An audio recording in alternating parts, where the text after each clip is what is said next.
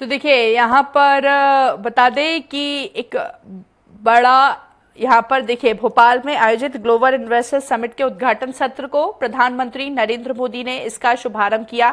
साथ ही साथ इसको उन्होंने संबोधित भी किया और ऐसे में मध्य प्रदेश की तारीफ भी की। साथ ही साथ ईवी क्रांति में मध्य प्रदेश की जो भी उपलब्धियां हैं उसकी भी प्रधानमंत्री नरेंद्र मोदी प्रशंसा करते हुए नजर आए।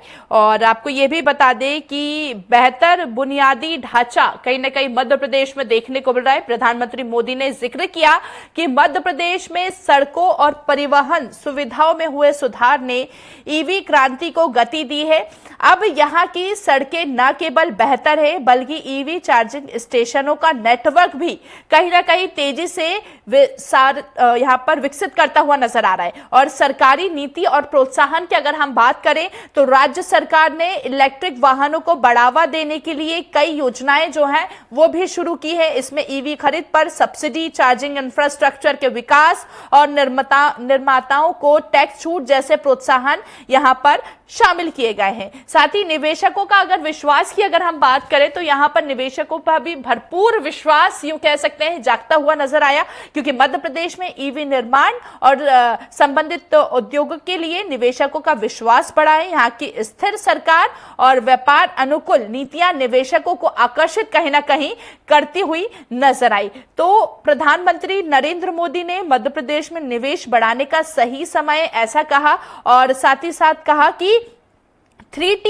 सेक्टर में कहीं ना कहीं बड़ी संभावनाएं यहां पर जताई जा रही है। तो प्रधानमंत्री नरेंद्र मोदी ने संबोधित किया, जिसका शुभारंभ किया। निवेश पर सरकार का सीधा सीधा फोकस नजर आ रहा है और ऐसे में 133 अंतर्राष्ट्रीय डेलीगेट्स भी इस कार्यक्रम में शिरकत करते हुए नजर आए।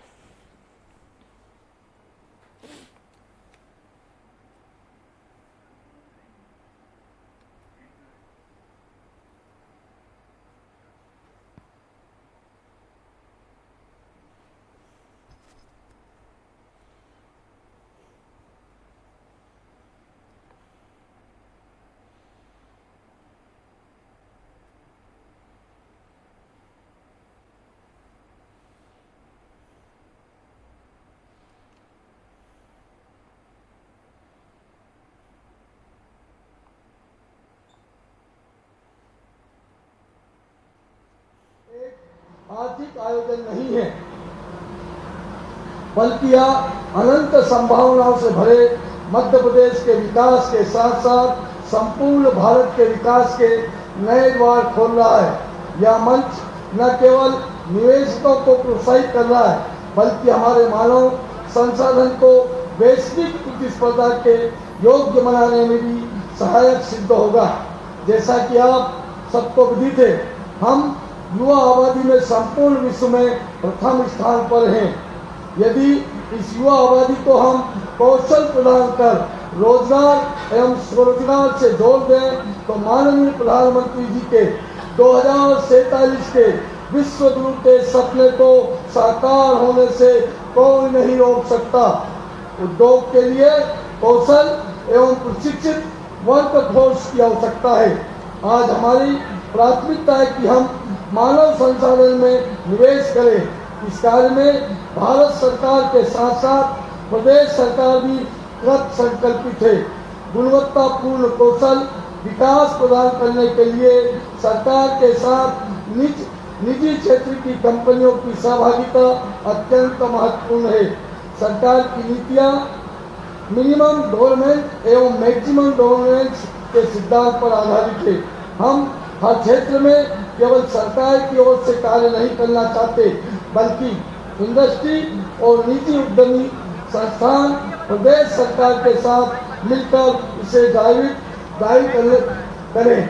यह सहयोग प्रदेश में उत्कृष्ट बिजनेस इन्वेस्टमेंट इकोसिस्टम निर्मित करेगा। हम अपने अतिथि निवेशकों का इस बात का भरोसा दिलाते हैं कि राज्य सरकार इंडस्ट्री फ्रेंडली पॉलिसी को लागू कर रही है और औद्योगिक इकोसिस्टम को सुव्यवस्थित बनाया जा रहा है। युवाओं को नई तकनीकी में निपुण बनाने के साथ साथ उन्हें ग्लोबल कंपटीशन की चुनौतियों का सामना करने के लिए भी तैयार किया जा रहा है। आज इस विषय पर होने वाली चर्चा अत्यंत महत्वपूर्ण है। हम सभी स्किलिंग सेंटर में निवेश की जरूरत को समझते हैं। हम चाहते हैं कि आज का डिस्कशन इस बात पर केंद्रित हो कि किन किन क्षेत्रों में सरकार का निवेश करना चाहिए और किन क्षेत्रों में इंडस्ट्री को निवेश करना चाहिए। यह समिट केवल निवेशकों को आकर्षित करने का मंच नहीं है, बल्कि यह उद्योग की आवश्यकता को समझने, उसके अनुरूप प्रशिक्षित कार्यबल तैयार करने की नीतियों के निर्माण का माध्यम है।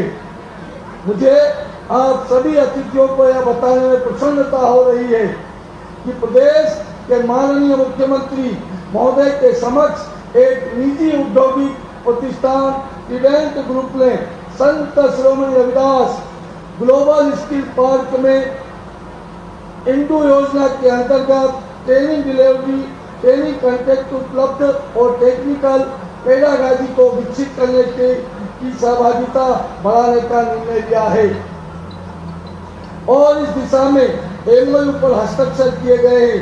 इस एमओयू के अंतर्गत प्रतिष्ठान ने 100 बच्चों के प्रशिक्षण एवं नियोजन के लिए निवेश किया है। इंडस्ट्री से हमारा अनुरोध है कि वे अपनी आवश्यकताओं को हमारे प्रशिक्षण संस्थानों तक पहुंचाएं ताकि उनकी जरूरत के अनुसार उत्कृष्ट कौशल प्रदान करने की प्रतिबद्धता को पूरा किया जा सके। हम आपको पुनः इस मंच से भरोसा दिलाते हैं कि आपकी और हमारी यह सहभागिता न केवल प्रदेश को बल्कि पूरे देश की प्रगति में नए सोपान जोड़ने का कार्य करेगी। आपके सहयोग और निवेश से हम सभी मिलकर एक समृद्ध, कुशल, आत्मनिर्भर मध्य प्रदेश की ओर अग्रसर हो रहे हैं। धन्यवाद। भारत माता की जय। धन्यवाद माननीय मंत्री महोदय। अब मैं निवेदन करना चाहूंगी माननीय मंत्री महोदय उच्च शिक्षा, आयुष एवं तकनीकी शिक्षा श्री इंद्र सिंह परमार जी से कि वे अपने आशय वचनों से हमें अनुग्रहित करें।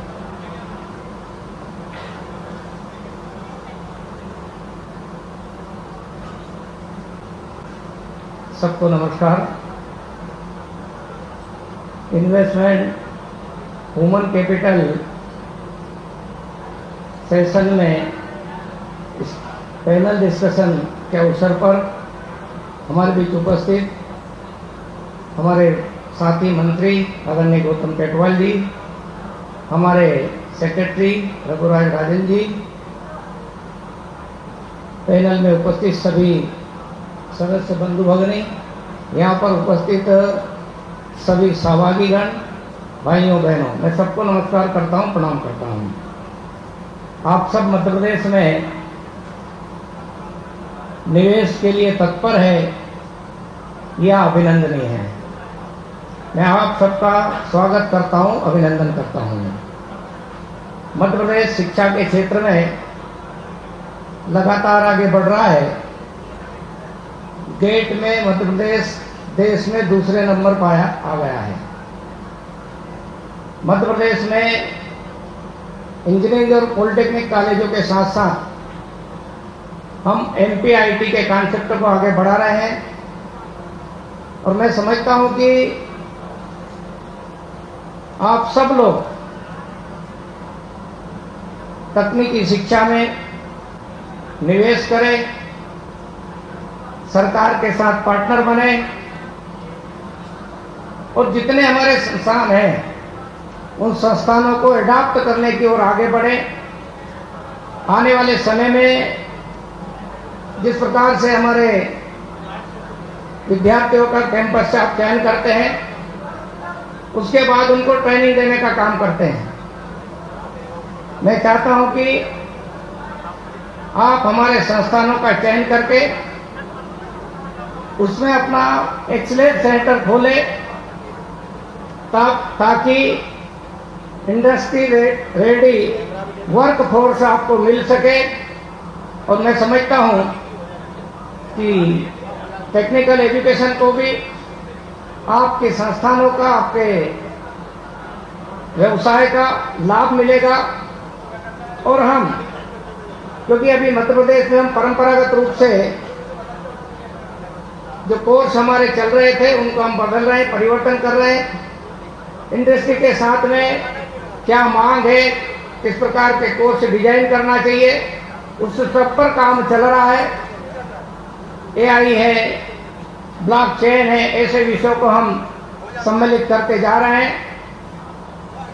मैं चाहता हूं कि सभी लोग तकनीकी शिक्षा में, उच्च शिक्षा में आप निवेश जरूर करें, पार्टनर बने सरकार के, ताकि हम और अच्छी गुणवत्तापूर्ण शिक्षा देने वाला प्रदेश इसको बना सकते हैं। आइए, आप सबका मैं निवेश के लिए स्वागत करता हूं, अभिनंदन करता हूं। धन्यवाद माननीय मंत्री महोदय। हम सभी आश्वस्त हैं कि आपके मार्गदर्शन में प्रदेश के शिक्षा क्षेत्र में नित नवीन उपलब्धियां हासिल करेंगे। Next, moving on to the panel discussion, which is the main attraction of the day.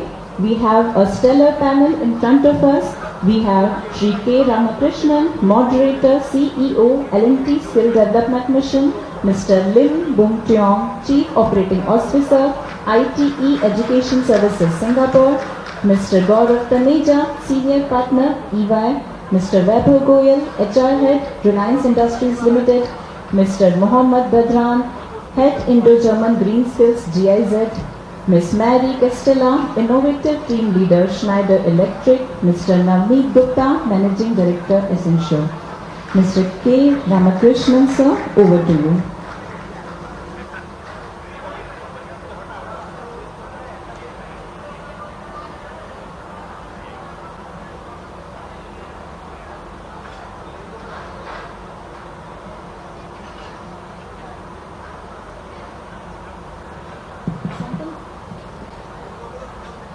Good afternoon, ladies and gentlemen, honorable ministers, senior officials from the Madhya Pradesh government, and all the dignitaries who have gathered here. I would like to begin this on a little auspicious note. आज सारा देश प्रयागराज की ओर जा रहा है, वहाँ पर कुंभ मेला हो रहा है, वहाँ पर 3 नदियों का संगम हो रहा है। मगर मैं ये समझता हूँ कि इस ग्लोबल समिट में विचारों का, एक्सपीरियंसेस का और सलाहों का जो संगम यहाँ के लोगों के बीच में हो रहा है, उस विचार मंथन में भी एक जो अमृत निकलेगा वो हमारे इस राज्य और देश का प्रगति में बहुत महत्वपूर्ण योगदान देगा। तो इस कुंभ में भी आपका स्वागत है। Ladies and gentlemen, the topic today is invest in human capital. It's a big topic, but we have just half an hour and we are 7 of us here. First of all, we would like to thank the MP government for giving us an opportunity to be here. And as we set the tone for the discussion that is to follow, I just would like to mention that we here would like to focus on what the state needs and to a larger extent the country needs in terms of getting a skilled manpower. And what we feel is that the key focus should be on high quality, demand driven skilling with a focus on productivity, quality and safety. And to ensure that the discussions is well rounded and covers all the subjects, we also thought that we should focus on a few areas like how does industry and government collaborate, how do we focus on MSMEs, how do we focus on inclusiveness by bringing the women into the workforce, and also how do we cover sectors that is not just to manufacturing but also covers all facets of our economy including agriculture. So what we would like to do today is, after I set the context, I would request each of my co-panelists to share their thoughts, their experiences, their suggestions, keeping these areas in focus, which will be useful to the audience here and which will provide useful inputs to the government of Madhya Pradesh. To begin with, I just wanted to share some thoughts on some experiences. I come from Larsen & Toubro, and Larsen & Toubro has since 1995 trained almost 3,54,000 workmen in construction trades. out of 8 construction skill training institutes that we have across the country.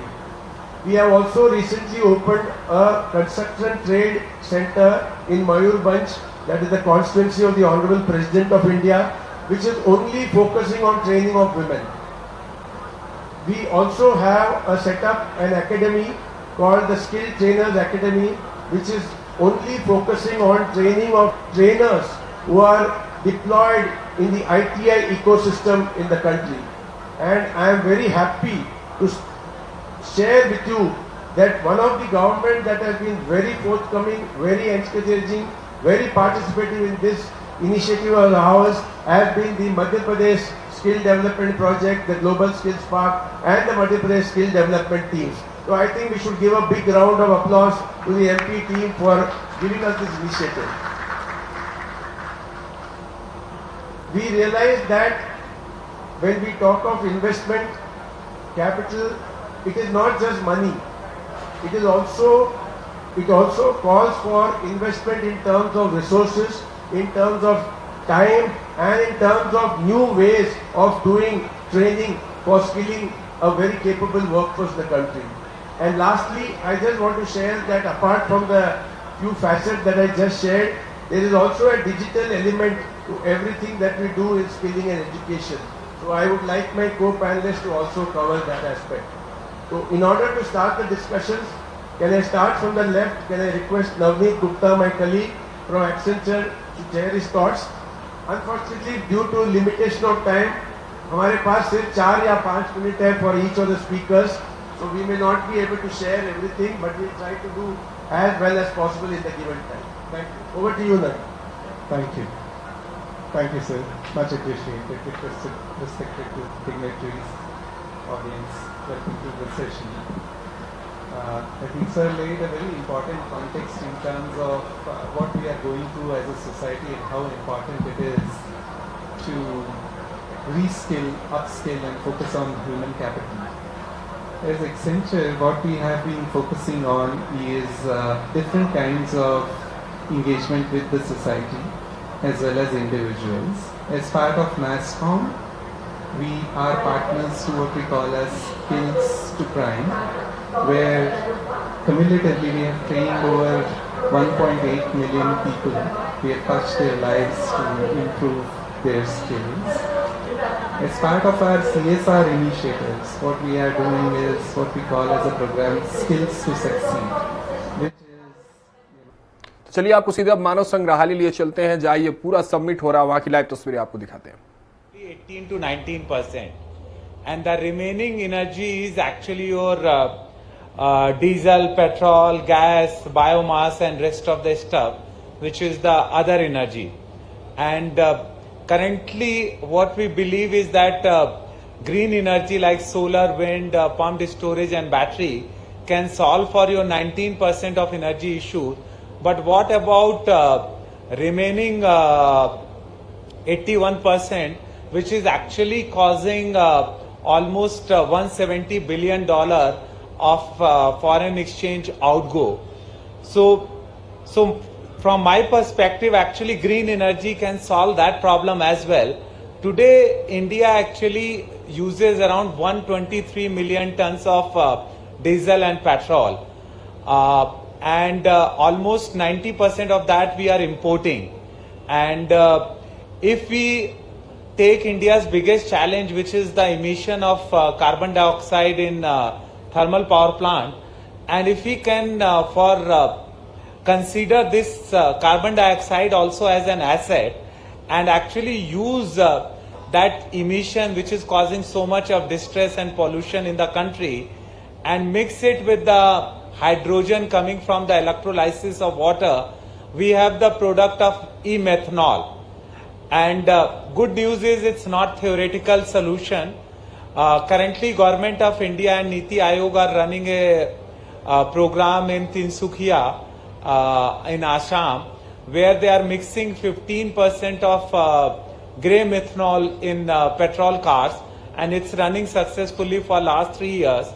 Indian Institute of Science have made a combustible engine which runs on green methanol. They have given the technology to Ashok Leyland to make methanol trucks, methanol buses.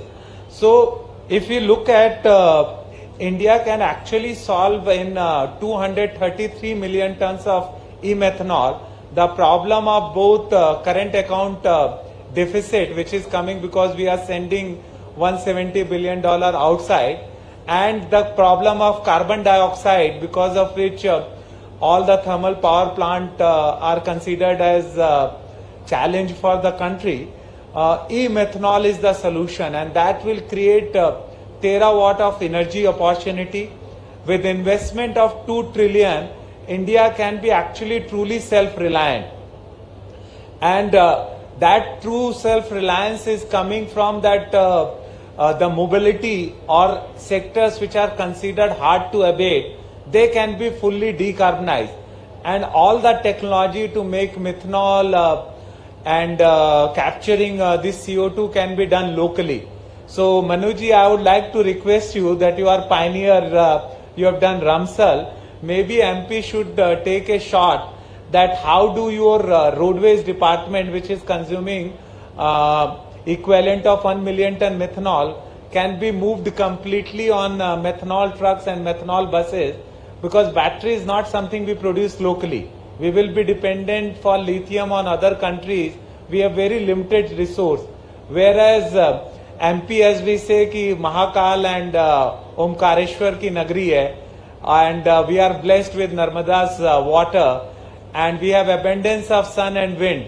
So actually MP is an ideal location जहाँ पे जल देवी, वायु देवी और सूर्य देव सबकी कृपा है, और उनको धारण करने वाले भगवान शिव की ओमकारेश्वर और महाकाल में पूजा होती है. तो this would be the most appropriate location to start the e-methanol policy, which can solve for the CO2 emission problem as well as mobility problem, and can bring millions and millions of the job, and it can create an ecosystem where other countries are lacking. And if you look at global statistics, India is mixing 15%. China is already doing M85, which is 85% methanol mix, M100. US is doing M50. Even my shareholder PTT of Thailand, they mix at all their petrol pump in Thailand. You can get M15 and M50 methanol, diesel and petrol both. So that could be a game changer policy for India.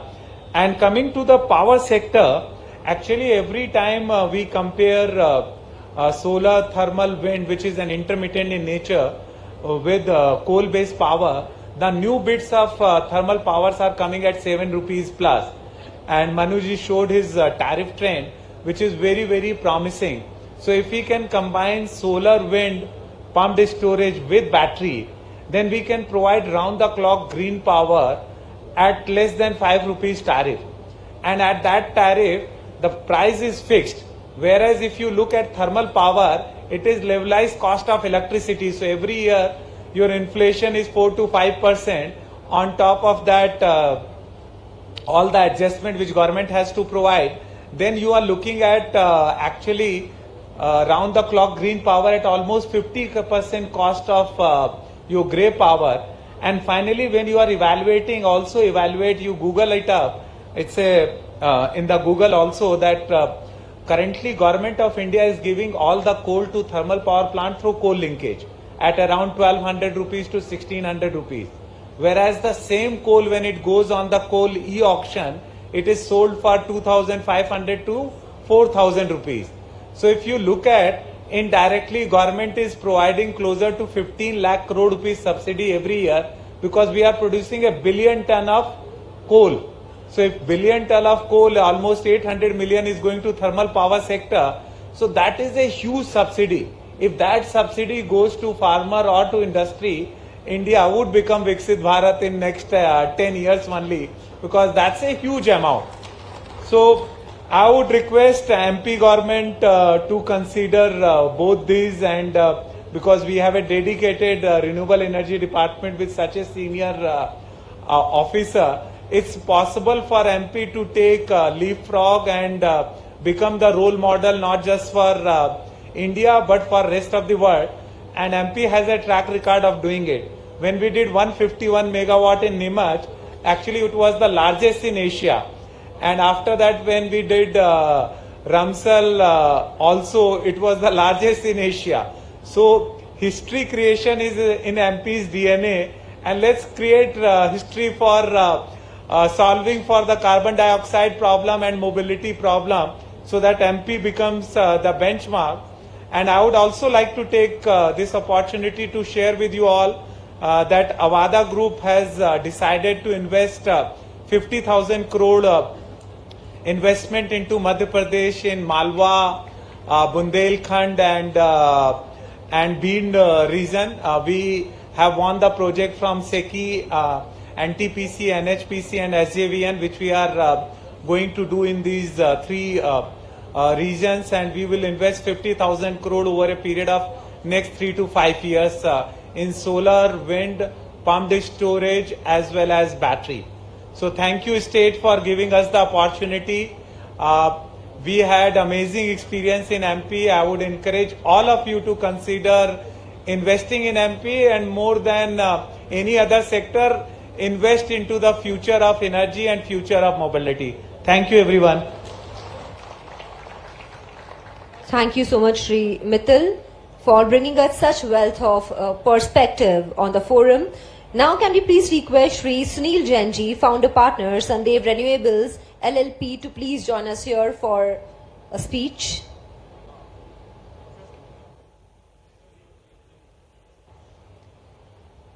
Also, to request to please do it in 5 minutes, because we have a lot of speakers on the panel. Well, when you come late after many illustrious speakers, you don't even need 5 minutes. So, good afternoon, everyone. A house full is a great thing to see, and this shows the interest in renewable energy, and that too in Madhya Pradesh. I don't know how many of us know that Tarondi is a village in Jabalpur, which is the heart, the center point of India, and that's how we call it Madhya Pradesh. So Madhya Pradesh has got its own history and significance in the country. People have spoken about renewable energy and what all has been done. It is, I won't like to repeat it, but what Mr. Manu Srivastava's department has done over the last 8 years is commendable, because they have created innovation in bidding and innovation in how projects can be done. So innovation is not all about technology, but it is also about how you can bring different perspective to a project. Global investor summit 2025 Germany और MP के लिए निवेश रणनीतियों पर सत्र देखें live. जी बैठे, हमारे प्रधानमंत्री जी आपको विश्वास दिलाकर गए हैं। आप माननीय मुख्यमंत्री जी के नेतृत्व में हम मध्य प्रदेश में हर क्षेत्र में लगातार रिन्यूएबल एनर्जी में, जो आज से 10 साल पहले केवल 500 मेगावाट क्षमता थी, आज हम 7000 तक पहुंचे हैं। और लगातार जो हमारे मनु श्रीवास्तव जी ने अभी बताया था, जो रेट्स जो 2 रुपए 15 पैसे तक के मध्य प्रदेश में आए हैं, हमारा सोच है माननीय मुख्यमंत्री जी के मेहनत का जो आज परिणाम सामने आया है, मैं केवल ईश्वर से यही प्रार्थना करता हूं कि उनको इतनी शक्ति दे और मुझे उनके मार्गदर्शन में काम करने का मौका मिल रहा है। मैं बहुत विश्वास से कह रहा हूं कि जो आप लोगों की वन विंडो, जो माननीय मुख्यमंत्री जी ने कहा है कि केवल एक विंडो से आपकी समस्या का निराकरण होगा, मैं भी उसी समस्या के निराकरण के लिए मैं भी मध्य प्रदेश के माननीय मुख्यमंत्री जी के सदस्य मंत्री होने के कारण से मैं आपको विश्वास दिलाता हूं, आपकी जो भी समस्याएं होंगी पूरे मध्य प्रदेश में, आज जल भी है, जमीन भी है, सूर्य भगवान की कृपा भी है और वायु भी है। आप आए और मध्य प्रदेश में इन्वेस्ट करें, और आपको विश्वास पुनः दिलाता हूं माननीय मुख्यमंत्री जी के नेतृत्व में हम सब मिलकर बहुत अच्छा रिन्यूएबल एनर्जी के क्षेत्र में काम करेंगे। बहुत बहुत धन्यवाद। जय हिंद, जय भारत। बहुत बहुत माननीय श्री शुक्ला जी, आपके विचार को साझा करने के लिए और मार्गदर्शन देने के लिए। इसके साथ अब हम निवेदन करेंगे वर्चुअली जुड़े हमारे साथ माननीय रेल मंत्री। अभी हम लोग पीपीए साइनिंग करेंगे और उसके बाद फिर माननीय रेलवे मंत्री महोदय, माननीय मुख्यमंत्री महोदय का उद्बोधन होगा। तो मैं बताना चाहूंगा कि जो 170 मेगावाट का प्रोजेक्ट है नीमच में, इस प्रोजेक्ट की पावर परचेज एग्रीमेंट साइन हो रहा है। ये मध्य प्रदेश ने एकमात्र प्रोजेक्ट ऐसा किए हैं जिसमें कि हम डिस्कॉम्स के अलावा भी किसी को बिजली दे रहे हैं। रीवा में हम लोग दिल्ली मेट्रो को बिजली देते हैं। जो हमारे 1500 मेगावाट के आगर, शाजापुर और नीमच के प्रोजेक्ट्स हुए हैं, उसमें हम मध्य प्रदेश के अलावा भारतीय रेलवे को बिजली दे रहे हैं। ये जो 170 मेगावाट का प्रोजेक्ट है, इसमें भी भारतीय रेलवे बिजली ले रहा है। तो मैं अनुरोध करूंगा रम्स, रेलवेज और वारी जो हमारा बिड जीता है, जो डेवलपर है, कि वो यहां पर आए और पीपीए साइनिंग करें। ये मैं एक्सप्लेन करना चाहूंगा कि जो पावर परचेज एग्रीमेंट है, ये एक बिडिंग के माध्यम से होता है कि किस पार्टी को दिया जाए। ये एक रिवर्स ऑक्शन होता है जो काफी लंबे समय तक घंटों चलता है, जिसके बाद ये तय होता है कि किसको पार्टी को दिया जाए। इसमें हमें न्यूनतम रेट 2 रुपए 15 पैसे का प्राप्त हुआ है। मैं ये भी बताना चाहूंगा कि जब से एएलएमएम का रेगुलेशंस गवर्नमेंट ऑफ इंडिया ने लागू किए 1 अप्रैल से, तब से लोअर मोस्ट टैरिफ जो भारत में प्राप्त हुआ था वो 2 रुपीज 48 पैसे का था और हमें 2 रुपए 15 पैसे का टैरिफ हमें प्राप्त हो सका। इसमें 2 प्रोक्योरर्स हैं, एक स्टेट है एमपी पावर मैनेजमेंट कंपनी और दूसरा रेलवेज है। तो अभी हमारे बीच में जो पावर परचेज एग्रीमेंट साइन हो रहा है वह रेलवेज, जो डेवलपर है वारी और रम्स, इनके मध्य संपादित हो रहा है और वो भी इसके बाद जो एक्सचेंज डॉक्यूमेंट्स करेंगे माननीय मुख्यमंत्री महोदय और माननीय रेलवे मंत्री महोदय के समक्ष और उनका आशीर्वाद इस प्रकार से प्राप्त करेंगे। उसके बाद फिर हम लोग एमपीपीएमसीएल का जो पीपीए है ये साइन करेंगे। ये बताना चाहूंगा कि जो पावर परचेज एग्रीमेंट जो आप मोटा सा डॉक्यूमेंट देख रहे हैं, ये एक तरह से 25 साल तक जो रिश्ता होगा प्रोक्योरर का और डेवलपर का, उसकी उसमें सारी शर्तें इसमें लिखी हैं कि हर परिस्थिति में किस प्रकार से होगा। अब मैं अनुरोध करना चाहूंगा कि जो हमारी पार्टीज हैं वो स्टेज पर आएं और इनका एक्सचेंज माननीय मुख्यमंत्री महोदय के समक्ष करें।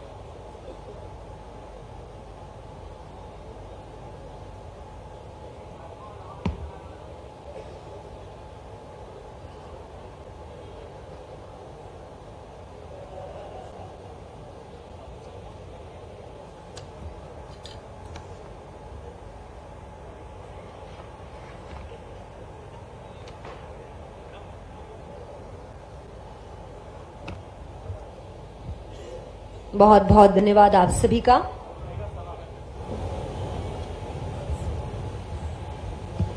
अब इसी क्रम में हम लोग दूसरा पावर परचेज एग्रीमेंट अभी साइन होगा, जो एमपी पावर मैनेजमेंट कंपनी और वारी और रम्स के बीच में संपादित होगा। इसमें ये भी बताना चाहूंगा मैं कि मेट्रो और रेलवेज को हम लोग जो बिजली देते हैं वो हम लोग सोलर की प्रोफाइल में नहीं देते। जैसे आमतौर पे होता है कि सोलर की प्रोफाइल दोपहर में 12 बजे मैक्सिमम हो जाता है, सुबह 7-8 बजे कम होता है, शाम को 4 बजे फिर कम हो जाता है। हम लोग एक फिक्स्ड पावर जो है वो पूरे सोलर आवर से प्रोवाइड करते हैं। तो इसीलिए इंटरेस्टेड रहा है दिल्ली मेट्रो और इंडियन रेलवेज हमारे से प्रोजेक्ट से लेने से, क्योंकि इनकी रिक्वायरमेंट जो है वो सोलर प्रोफाइल के मुताबिक नहीं होती। ऐसा नहीं होता कि 12 बजे ज्यादा ट्रेन चल रही है और 9 बजे सुबह कम ट्रेन चल रही है। तो इनकी कांस्टेंट डिमांड है और हम अपने प्रोजेक्ट से दिल्ली मेट्रो और रेलवेज की जो कांस्टेंट डिमांड है उसको पूरा करते हैं। तो अभी power purchase agreement MP power management company और वारी और रम्स के बीच में संपादित हो रहा है। जैसे मैंने कहा, ये 25 साल तक जो रिश्ता रहेगा इनके बीच में वो उसको परिभाषित कर रहा है। और जैसे ये साइनिंग कंप्लीट होगी उसके बाद स्टेज पे आएंगे, जब मैं MD MP power management company Avinash से भी रिक्वेस्ट करूंगा कि वो भी इसमें सम्मिलित हों स्टेज पे।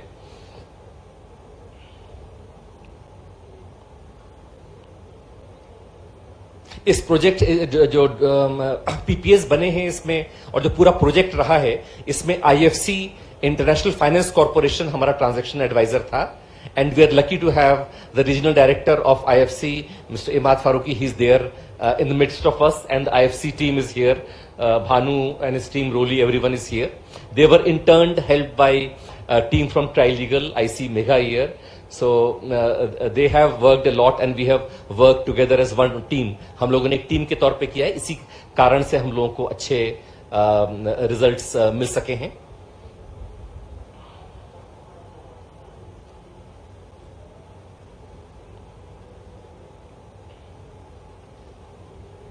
I would request Imad to please joining the exchange ceremony as well, and Bhanu, why don't you come as well, please?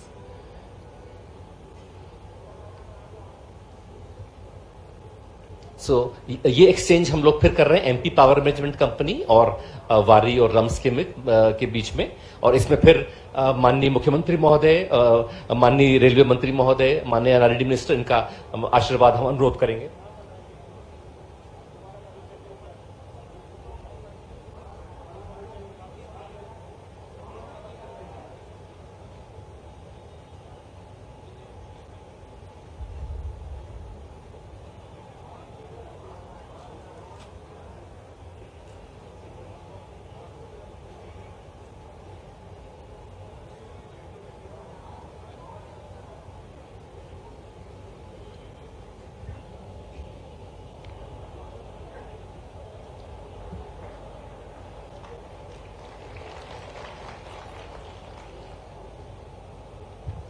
बहुत बहुत धन्यवाद। इसके साथ आगे बढ़ते हुए हम निवेदन करना चाहेंगे वर्चुअली जुड़े हमारे साथ माननीय रेल मंत्री, सूचना एवं प्रसारण मंत्री, इलेक्ट्रॉनिकी एवं सूचना प्रौद्योगिकी मंत्री श्री अश्विनी वैष्णव जी से कि आप अपना विचार साझा करें। मध्य प्रदेश के लोकप्रिय यशस्वी मुख्यमंत्री श्री मोहन यादव जी, मध्य प्रदेश के माननीय मंत्री श्री राकेश शुक्ला जी, उपस्थित सभी अधिकारी और सभी साथीगण, आप सबको मेरा बहुत बहुत नमस्कार। और जो मध्य प्रदेश में इतना शानदार काम हो रहा है, जिस तरीके से इन्वेस्टमेंट का एक नया माहौल बन रहा है, उस सब के लिए माननीय मुख्यमंत्री जी और आपकी टीम को बहुत बहुत साधुवाद, बहुत अभिनंदन। साथियों, माननीय प्रधानमंत्री श्री नरेंद्र मोदी जी ने देश के सामने एक बहुत बड़ा लक्ष्य रखा है कि रेलवे 2030 तक नेट जीरो हो जाएगी। उस काम को उस लक्ष्य को उपलब्ध करने के लिए, उस लक्ष्य को हासिल करने के लिए रेलवे ने अपना इलेक्ट्रिफिकेशन करीब करीब 97% से ज्यादा कर दिया है और 2025-2026 के इस फाइनेंशियल ईयर में 100% इलेक्ट्रिफिकेशन हो जाएगा। अब साथ ही साथ रिन्यूएबल एनर्जी के सोर्स से ऊर्जा लेनी, ये एक दूसरा बड़ा लक्ष्य है।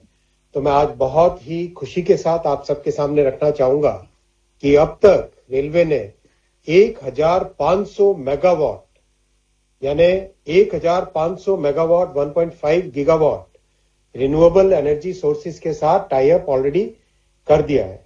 और आज मध्य प्रदेश के साथ जो 170 मेगावाट का ये बड़ा MOU PPA साइन हुआ है, ये उस कड़ी में बहुत एक महत्वपूर्ण कदम है। आगामी समय में मैं मध्य प्रदेश सरकार के साथ माननीय मुख्यमंत्री जी को निवेदन भी करूंगा, और भी जितने भी आपके पास यथासंभव रिन्यूएबल एनर्जी के प्रोजेक्ट्स हों, और खासकर जैसा अभी मनु जी ने बताया कि सोलर प्रोफाइल में सप्लाई न करके एक स्टेबल सप्लाई आप अगर करें तो आप जितना सप्लाई करना चाहेंगे उतना भारतीय रेलवे खरीदने के लिए तैयार है। मैं साथियों और भी निवेदन करना चाहूंगा कि मध्य प्रदेश में अगर कोई न्यूक्लियर पावर प्लांट भी लगा सकते हैं तो बहुत खुशी होगी हमें भारतीय रेलवे को आपसे बिजली खरीदने के लिए अग्रीमेंट करने का बहुत खुशी होगी। विंड पावर भी अगर आप लगाना चाहें तो उसमें भी हमें बहुत इंटरेस्ट है। बल्कि मैं इस मंच के माध्यम से सभी राज्यों को यह भी निवेदन करूंगा कि अगर आप अपने अपने राज्यों में आपके रिन्यूएबल प्रोजेक्ट से, विंड के प्रोजेक्ट से, या हाइड्रो के प्रोजेक्ट से, या फिर न्यूक्लियर के प्रोजेक्ट से जितनी भी एनर्जी आप रेलवे को सप्लाई कर सकते हैं, आपका स्वागत है। आप रेलवे की टीम के साथ बातचीत करें, और जो मॉडल आज मध्य प्रदेश के साथ बना है, जिसमें मध्य प्रदेश सरकार और रेलवे मंत्रालय दोनों मिलके एक अंडरस्टैंडिंग पे पहुंचते हैं, और उसके बाद में उनके सप्लायर, उनके जनरेटर यानी मध्य प्रदेश के जनरेटर, वो रेलवे के साथ एक PPA साइन करते हैं। इस मॉडल को देश में अन्य जगह भी लागू किया जा सकता है। मैं साथियों आपको और साधुवाद देना चाहूंगा कि किस तरह से प्रधानमंत्री जी ने मध्य प्रदेश को रेलवे का इतना शानदार बजट दिया है। इस बार रेलवे का रिकॉर्ड बजट दिया है, जो कि इतिहास में पहली बार इतना हुआ है। 14,745 करोड़ रुपए, 14,745 करोड़ रुपए का रेलवे के विकास का बजट है। और ये मध्य प्रदेश में एक ऐतिहासिक काम चल रहा है। रेलवे के आप याद करें अगर 2014 से पहले का पीरियड, तो इतने बड़े प्रदेश में साल में मात्र 29-30 किलोमीटर रेलवे ट्रैक का निर्माण होता था। मुझे तो याद है कई जगह 1950 से 2010 के बीच में कई जगह केवल रेलवे की पटरियां दिखा के चुनाव लड़ लिए जाते थे, काम नहीं होता था। 2014 में काम की एक पेस आई, बहुत स्पीड बढ़ी, और 2014 से पहले जो 29 किलोमीटर पर ईयर होता था काम, अब 223 किलोमीटर हर साल काम होता है। यानी काम की गति 7.5 गुना बढ़ी और फंड बढ़े 23 गुना। और अब जो स्पीड काम की पकड़ी है, माननीय मुख्यमंत्री जी को मैं धन्यवाद देना चाहूंगा। आपका लगातार फॉलोअप रहता है, आप लगातार कलेक्टर्स के साथ बातचीत करके लैंड एक्विजिशन से संबंधित मामलों को सुलझाते हैं। आपके चीफ सेक्रेटरी साहब का भी धन्यवाद देना चाहूंगा कि कोई भी पॉइंट अगर किसी भी रेलवे के अधिकारी से आता है उनके पास, तो इतना क्विक रिस्पांस होता है कि आपकी पूरी टीम को साधुवाद, आपको साधुवाद। और जिस तरह से काम चल रहा है और मोदी जी का जिस तरह का आशीर्वाद है, अभी देखिए हाल ही में वर्षों से जो एक डिमांड थी, इंदौर से मनमाड की नई लाइन, 18,000 करोड़ रुपए की नई लाइन प्रधानमंत्री जी ने सैंक्शन की। वैसे ही भुसावल से खंडवा 3rd और 4th लाइन 3,500 करोड़ रुपए के सैंक्शन से ये कैबिनेट ने अप्रूव की। वैसे ही प्रयागराज से मानिकपुर, ये बहुत जरूरी लाइन है क्योंकि हमारा जितना रिवांचल है वो पूरा का पूरा कनेक्टेड प्रयागराज की तरफ है। इसमें 3rd लाइन 1,640 करोड़ रुपए के सैंक्शन से कैबिनेट ने अप्रूव की। तो साथियों, इसी तरह से और भी बहुत प्रोजेक्ट्स में तेजी से काम चल रहा है। ललितपुर, सतना, रीवा, संगरौली, महोबा, खजुराहो, एक जो बहुत बड़ी एक ड्रीम प्रोजेक्ट है 541 किलोमीटर का। इसमें जितनी भी प्रॉब्लम्स थी करीब सभी सॉल्व हो गई और काम बहुत स्पीड से चल रहा है। अभी हाल ही में 20 किलोमीटर का एक सेक्शन अभी एक कमीशन हुआ है। वैसे ही रतलाम, मऊ, खंडवा, अकोला गेज कन्वर्जन, इसमें भी बहुत तेजी से काम चल रहा है। अभी 22 किलोमीटर का एक काम कंप्लीट हुआ है। कटनी सिंगरौली की डबलिंग, इसमें अभी 38 किलोमीटर का एक सेक्शन कंप्लीट हुआ है। मथुरा झांसी की 3rd लाइन, अभी इसमें 7 किलोमीटर का एक सेक्शन कंप्लीट हुआ है। कटनी बिना 263 किलोमीटर का प्रोजेक्ट है। इसकी थर्ड लाइन, इसमें से 39 किलोमीटर अभी कमीशन हुआ। Anuppur Katni third line 13 kilometre अभी कमीशन हुआ। नीमच रतलाम डबलिंग 24 किलोमीटर अभी कमीशन हुआ। रामगंज मंडी से भोपाल नई लाइन, इसमें 44 किलोमीटर काम अभी कंप्लीट हुआ। वैसे ही इंदौर बुधनी में कुछ प्रॉब्लम है, कुछ कई ग्रामीण क्षेत्रों के निवासी आए थे, ग्रामवासी आए थे, उनको अलाइनमेंट से रिलेटेड कुछ इश्यू है। माननीय शिवराज सिंह चौहान जी जो केंद्रीय मंत्री है और पूर्व मुख्यमंत्री है, उन्होंने भी इसमें कुछ सुझाव दिए। उस सुझाव के आधार पर इस प्रोजेक्ट को आगे ले जाया जाएगा। वैसे ही करीब करीब हर प्रोजेक्ट में बहुत अच्छी प्रोग्रेस है। और मैं और भी खुशी के साथ बताना चाहूंगा, 80 स्टेशन का अमृत स्टेशन के तहत पुनर्निर्माण का काम भी बहुत तेजी से चल रहा है। मध्य प्रदेश और उससे जुड़े हुए रेलवे प्रोजेक्ट्स में करीब करीब 1,04,000 करोड़ रुपए का इन्वेस्टमेंट हो रहा है। 1,04,000 करोड़ रुपए का इन्वेस्टमेंट। तो माननीय मुख्यमंत्री जी, आपके आशीर्वाद से, आपके सहयोग से रेलवे बहुत तेजी से सेवा करेगी मध्य प्रदेश के निवासियों का। और जो 10 वर्षों में 2014 के बाद में करीब करीब 2,500 किलोमीटर 2456 किलोमीटर नए बने हैं। सबको जानकर खुशी होगी कि डेनमार्क जैसे एक समृद्ध देश का जितना रेलवे नेटवर्क है, डेनमार्क यूरोप का एक समृद्ध देश है, उसका जितना पूरा रेलवे नेटवर्क है, उससे ज्यादा मोदी जी ने 2014 के बाद में मध्य प्रदेश में नए रेलवे ट्रैक जोड़े हैं। तो ये है डबल इंजन की सरकार का बहुत बड़ा काम, और इसी काम को आगे तेजी से बढ़ाएंगे। साथियों, आपका बहुत बहुत इस पवित्र अवसर पर शुभकामनाएं, और इसी तरह से मध्य प्रदेश रेलवे को ऊर्जा दे और रेलवे मध्य प्रदेश की सेवा करे। बहुत बहुत धन्यवाद। बहुत बहुत धन्यवाद माननीय श्री अश्विनी वैष्णव जी। आपका नेतृत्व हमारे लिए प्रेरणा स्रोत है। साथ ही हम आप सभी को बताना चाहेंगे कि रेलवे के आधुनिकीकरण और इसे अधिक पर्यावरण अनुकूल बनाने के लिए आपके कार्य उल्लेखनीय है। रेलवे में सौर और पवन ऊर्जा के उपयोग को बढ़ावा देने की आपकी दूरदर्शिता से ये क्षेत्र स्वच्छ और टिकाऊ ऊर्जा की ओर अग्रसर हो रहा है। बहुत बहुत धन्यवाद माननीय श्री वैष्णव जी हमारे साथ वर्चुअली जुड़ने के लिए। इसके साथ अब हम निवेदन करना चाहेंगे श्री राघवेंद्र सिंह जी से पीएस इंडस्ट्रीज कि आप हमें मंच पर ज्वाइन करें, और श्री अविनाश लवानिया जी से मैनेजिंग डायरेक्टर MPPMCL कि सर आप भी हमें मंच पर ज्वाइन करें।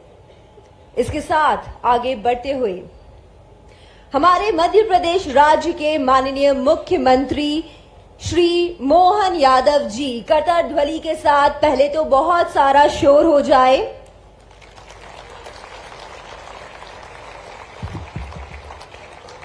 मध्य प्रदेश के यशस्वी मुख्यमंत्री माननीय श्री मोहन यादव जी ने अपने नेतृत्व में राज्य को निवेश, विकास और नवीकरणीय ऊर्जा में नई ऊंचाइयों तक पहुंचाया है। आपकी दूरदर्शिता और प्रभावी नीतियों के कारण मध्य प्रदेश आज ऊर्जा क्रांति का केंद्र बना हुआ है। हम सभी के लिए ये अत्यंत सम्मान की बात है कि वे इस महत्वपूर्ण चर्चा का हिस्सा बन रहे हैं। तो आइए जोरदार तालियों के बीच विनम्र निवेदन करें माननीय से कि आप अपना प्रेरणादायक संबोधन प्रदान करें। एक बार जोरदार करताल ध्वनि के बीच माननीय मुख्यमंत्री मध्य प्रदेश श्री मोहन यादव जी से हम निवेदन करते हैं कि आप अपना संबोधन प्रदान करें।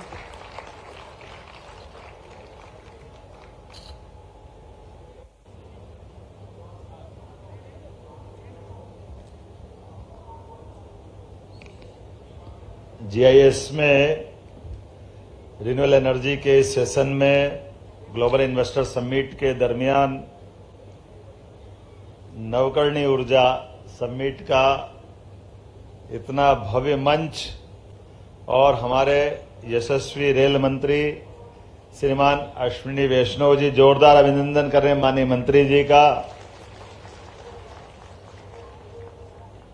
हमारे राज्य के मंत्री श्रीमान राकेश शुक्ला जी, आपका भी अभिनंदन है। आज का ये समय हमारे लिए एक अलग प्रकार का है।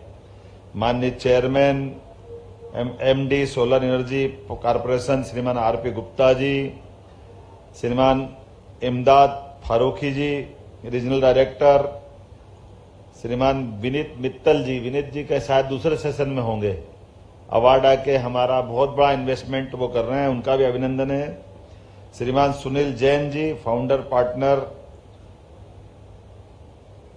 नवकर्णी ऊर्जा LLP, इस अवसर पर पराग शर्मा जी, रंजीत नागर जी, पवन अग्रवाल जी, अमित मित्तल जी, नवीन खंडेलवाल जी, गुंजन जिंदल जी, जिग्नेश मेहता जी, टोरंटो पावर, एक बार पूरे मंच का अभिनंदन कर दें सारे मित्रों के साथ और हमारे सारे वरिष्ठ अधिकारी। ये भी एक सुखद संयोग है, रेल मंत्री जी यहां मौजूद हैं और जब हम रिन्यूएबल एनर्जी की तरफ जा रहे हैं तो भगवान सूर्यनारायण को समर्पित ये ऊर्जा और कितना सुखद संयोग है। वर्तमान में पूर्व का देश अर्थात भारत देश और दुनिया का सबसे बड़ा लोकतांत्रिक देश हमारे अपने एनर्जी सेक्टर में, हमारे तो कोई भी कार्यक्रम की शुरुआत दीप प्रज्वलन के साथ होती है। जैसे ही दीप प्रज्वलन की तरफ बढ़े, रिन्यूएबल एनर्जी का अपने आप संकेत आ जाता है और ऐसे में सूर्य संस्कृति के आधार पर यशस्वी प्रधानमंत्री श्रीमान नरेंद्र मोदी जी को याद करो और उनके सारथी अश्विन, हमको मालूम भगवान सूर्यनारायण का रथ का कौन संचालन करता है, तो वो अश्विन सारथी है, उनके जोरदार अभिनंदन करो इस समूचे ऊर्जा प्रोजेक्ट के सारथी के नाते से। और अश्विन जी का नाम 3 जगह से हमारी संस्कृति में बड़े सम्मान के साथ लिया जाता है। जैसे मैंने सूर्यनारायण के सारथी, उनका रथ चलाने वाले, हम सब जानते रथ चलाने का सम्मान अर्जुन का रथ चलाया था भगवान श्री कृष्ण ने, तो हमारे कौरव पांडव के महासमर में महाविजय की तरफ कदम बढ़ाए थे भगवान कृष्ण के माध्यम से। तो मैं एक तरह से उस काल को याद करते हुए इस काल से तालमेल कर रहा हूं कि हमारे बीच भी अश्विनी जी है, जिनके माध्यम से हमारे घोड़े सूर्यनारायण के बिल्कुल ठीक दिशा में जाएंगे। मैं बधाई देना चाहता हूं, अभिनंदन करना चाहता हूं। और 27 नक्षत्र है, 27 नक्षत्र में एक अश्विनी नक्षत्र भी है जिसकी अपनी अलग से कीर्ति पताका है। और ऐसे ही हमको मालूम है भाद्र पक्ष के बाद जैसे जैसे वर्षा काल का समय समाप्त होता है और कार्तिक मास का आगमन होता है, इसके बीच में एक महीना है जिस महीना को हम शरद ऋतु की शुरुआत भी मानते हैं। और शरद जब पूर्ण चंद्रमा के माध्यम से हमारी 6 ऋतुओं में शरद ऋतु ऋतुओं की एक तरह से महारानी है, उस माह का नाम भी अश्विन माह है। हमें इस बात का आनंद है। मैं आपका वंदन करता हूं, अभिनंदन करता हूं जिस प्रकार से आप अपने इन व्यवस्थाओं को संचालित कर रहे हैं। आप मान के चलिए IT का सेक्टर हो, रेलवे का सेक्टर हो, प्रत्येक क्षेत्र में, यद्यपि मैं मान के चलता हूं, मैं तो उज्जैन से आता हूं, विक्रमादित्य की नगरी से आता हूं और विक्रमादित्य के नवरत्नों के बारे में हमने 2000 साल पुराने उस इतिहास को सुना है, जिसको परवर्ती काल में हर राजा महाराजा अपने अपने नवरत्नों के माध्यम से अपने शासन को अमर बनाने का सपना देखते हैं। हमने वो नवरत्नों के केवल नाम सुने हैं, केवल उस काल की कल्पना इतिहास के माध्यम से करते हैं। लेकिन वर्तमान के दौर में यशस्वी प्रधानमंत्री के माध्यम से जो गणतंत्र की आभा फैल रही है, उनके भी नवरत्नों में से एक अश्विनी जी है। मैं आपको बधाई देता हूं, माननीय प्रधानमंत्री जी को बधाई देता हूं। हमारे लिए सौभाग्य की बात है, कितने प्रकार से माननीय मोदी जी काम कर रहे हैं, कितने सेक्टर में सुयोग्य लोगों का चयन करके संयोजन कर रहे हैं। और यही कारण है आज भारत दुनिया के सामने सीना तान कर अपने सारे उलझे सुलझे प्रश्नों का न केवल उत्तर निकालने में सक्षम है, बल्कि एक नया मार्ग अपने तरह से दिख रहा है। अब युद्धग्रस्त तमाम प्रकार की व्यवस्थाओं में विश्व में उथल पुथल हो रही है, अलग अलग प्रकार की स्थिति बन रही है। एक देश दूसरे से बात नहीं कर रहा, दूसरे तीसरे से नहीं बात कर रहा है। लेकिन कितना अच्छा लग रहा है, कोई किसी से बात मत करो, लेकिन मोदी जी से जरूर बात कर रहे हैं। ये समय भी हम अपनी आंखों के सामने देख रहे हैं। हमारे लिए यूक्रेन हो, पुतिन हो, अमेरिका हो, जिसकी मर्जी आए जो नाम बोल दो, वो हर एक कोई। और इसीलिए दूसरों की तो छोड़ो, जो दुश्मन देश है उनके यहां से भी अब आवाज आ रही है कि काश मोदी जी हमारे प्रधानमंत्री होते। पाकिस्तान से जाकर पूछो, उनके इमरान खान के वर्षन के रूप में आता है कि काश ये समय ऐसे लीडर हमारे पास हो। मैं मान के चलता हूं आज का भी ग्लोबल इन्वेस्टर समिट में जिस प्रकार से माननीय मोदी जी ने हमारा मार्गदर्शन किया है, और ये बात भी सही है, भारत भारत के लिए नहीं, भारत भारत के माध्यम से दुनिया में अपनी सनातन संस्कृति के आधार पर, अपनी अच्छाई के आधार पर, और जो घोषित वाक्य वेद वाक्य है वसुदेव कुटुंबकम, इस भाव को लेकर के अगर भारत में अपनी भारत की भूमिका को ले जाना है तो इसके माध्यम से माननीय मोदी जी, माननीय अश्विनी जी, हमारी सरकार, ये सारी सरकार केवल अपनी एक दिशा बता सकती है, लेकिन दिशा की ताकत जैसे मैंने सूर्यनारायण के आधार पर, अश्विनी जी के आधार पर ये भावना व्यक्त की सरकार के माध्यम से, लेकिन ये 7 घोड़े हमको 24 घंटे 7 दिन अहरनिश रूप से लगातार चलायमान बनाए रखना है। और जब ये चलायमान बनाए रखना है तो हमारे लिए जो जल का महत्व है वही समान रूप से ऊर्जा का महत्व है, और ऊर्जा में भी ऐसी ऊर्जा जो परमात्मा दे रहा है, उस ऊर्जा का कुल मिलाकर के हमारे लिए एक समाज को अर्पित करने की जो भावना है, ऐसे में रिन्यूएबल एनर्जी उसमें सबसे बड़ा रोल अदा कर रही है। और मुझे इस बात की प्रसन्नता है कि जब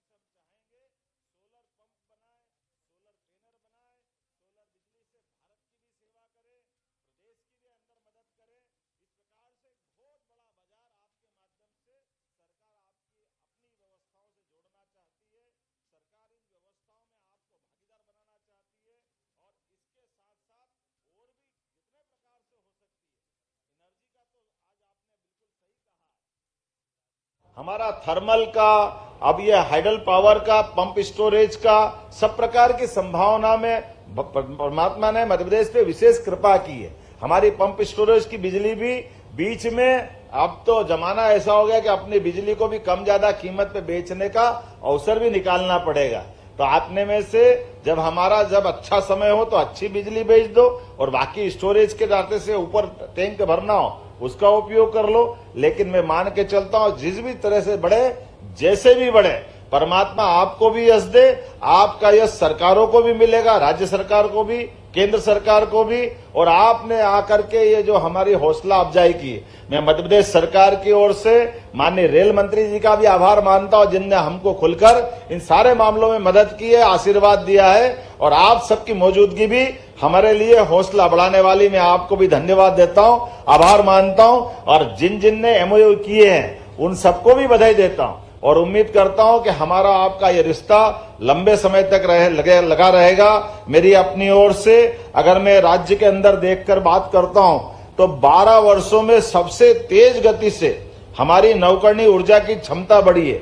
ये क्षमता हो गई 15% कम नहीं होती है, जिसमें वर्तमान में हमारे राज्य में 9,300 मेगावाट से अधिक नवकरणीय ऊर्जा के हमारा अपना ये स्रोत बना है। इसी आधार पर जब नीमच में 170 मेगावाट का पीपीपी मॉडल पर यहाँ जो एग्रीमेंट हो रहा है, जिसमें 25 साल तक आने वाले समय में ये उपलब्धि रहेगी, जोरदार अभिनंदन करें अपने नीमच के प्रोजेक्ट के लिए।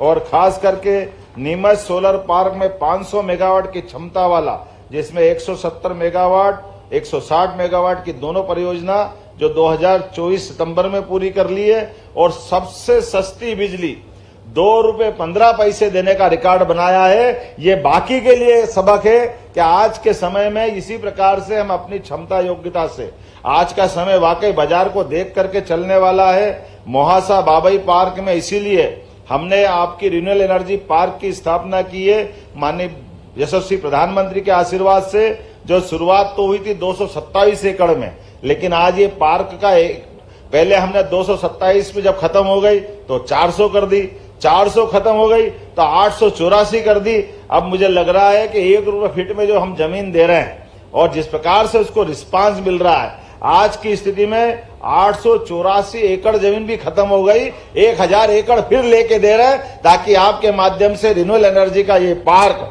अपनी क्षमता को भी और डबल करे। ऐसे कई सेक्टर में जिस प्रकार से मदद मिल रही है, मैं मान के चलता हूं हमारे यशस्वी प्रधानमंत्री के उस भाव के आधार पर कि जब हम अपने रिन्यूएबल एनर्जी का सेक्टर बढ़ा रहे हैं, ऐसे में मध्य प्रदेश इन सभी परियोजना के लिए भारत सरकार के 500 गीगावाट नवकरणीय ऊर्जा के लक्ष्य को पूरा करने में मदद करेगी। आज के इस अवसर पर एक बार फिर मैं आप सबका धन्यवाद अदा करता हूं और एक बार आपका स्वागत करता हूं। बहुत बहुत धन्यवाद। भारत माता की जय।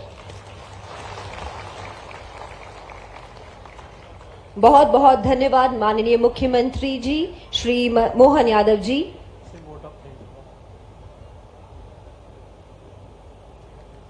इसके आगे हम धन्यवाद ज्ञापन के लिए आमंत्रित करना चाहेंगे श्री अमनबीर सिंह बैस जी, मैनेजिंग डायरेक्टर MPUVNL। ज्ञापित करता हूं माननीय मुख्यमंत्री जी का, माननीय रेल मंत्री जी का एवं माननीय मंत्री नवकरणीय ऊर्जा विभाग का, जो उन्होंने अपना बहुमूल्य समय हम लोगों को दिया और इस कार्यक्रम में उपस्थित हुए। इसी के साथ नवकरणीय ऊर्जा उद्योग का नेतृत्व कर रहे समस्त प्रतिनिधियों का धन्यवाद, जिन्होंने मध्य प्रदेश में निवेश के लिए एक बहुत बड़ा कमिटमेंट किया। ऊर्जा विभाग, रेल विभाग और PMCL विभाग के सभी वरिष्ठ अधिकारी एवं उनकी टीम को भी हमारी ओर से बहुत बहुत धन्यवाद उनकी सहभागिता और इनपुट्स के लिए। इसके साथ आयोजन समिति, मीडिया बंधु एवं समस्त उपस्थित डेलीगेट्स को भी हमारी तरफ से बहुत बहुत धन्यवाद।